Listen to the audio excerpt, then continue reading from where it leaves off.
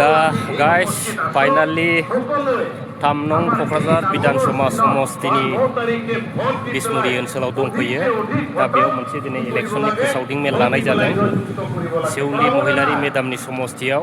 दा गोबां रायजो राजा बिथांमोनहा दिनै सेउलि महिलारि मेदामखौ देरहासार होनो थाखाय होंगो दोंगो माने जाबखो मानसिफ्रा दिनै सापर्ट होफैदों, मदद होफैदों।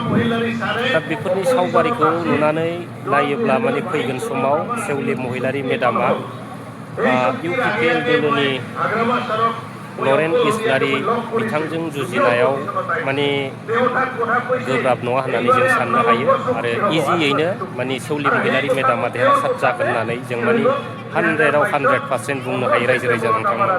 आरो बिनि सिगां मोनसे प्रग्रामावबो बाहागो लाहैखांबाय, बेनो जाहैबाय 2 नं दतमा समस्तियाव गोग्लैनाय सेरफांगुरि ओनसोलनि नेपालिपारा होननाय जायगायावबो मोनसे प्रग्राम जाखांबाय। दा बेयावबो BPFनि दिनै इलेक्शननि फोसावदिं मेलखौ लानाय जादोंमोन। बेयावबो एकदम रोजा आइ आफा रायजो राजा बिथांमोना MLA रबिराम नार्जारि सार बिथांखौ देरहाहोनो थाखाय जानजि खाफ्रादों आरो साखाफारा जादों आरो दा बेखौबो नोजोर होनानै नायोब्ला फैगोन समाव जों मिथिनो मोनो 2 नं दतमा समस्तियाव जाय बिथांमोनहा एलायन्स हिसाबै इलेक्शन दारायदोंमोन बिथांमोनहा माने 100आव 100% गोग्लैगोन आरो जेननाया खाथां, बेनो जाहैबाय राजु नार्जारि बिथां। दा दिनै राजु नार्जारि बिथांमोनजों दिनैहाय खुनु रायजो राजाफ्रा सापर्ट गैला आरो हेफाजाब गैला। दा बिनि थाखायनो बिथांमोना फैगोन समफ्राव माने एकदम मोजां रोखोमै जेननो थांगासिनो दं रायजो राजा नोंथांमोन।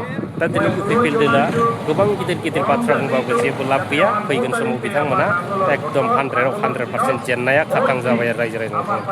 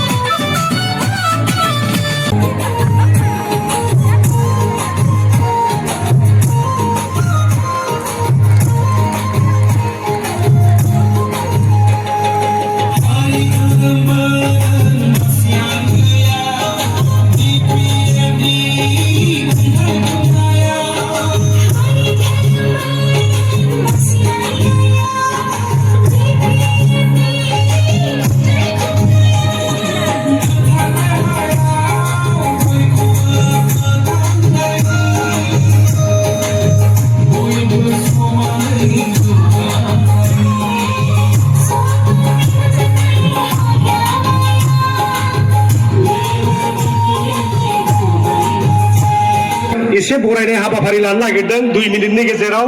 दा गिबियावनो जोंनि बे हाबाफारियाव नुजाफैनो हानाय BTCनि चिफ मानाव गेदेर हाग्रामा सारखौ गांसे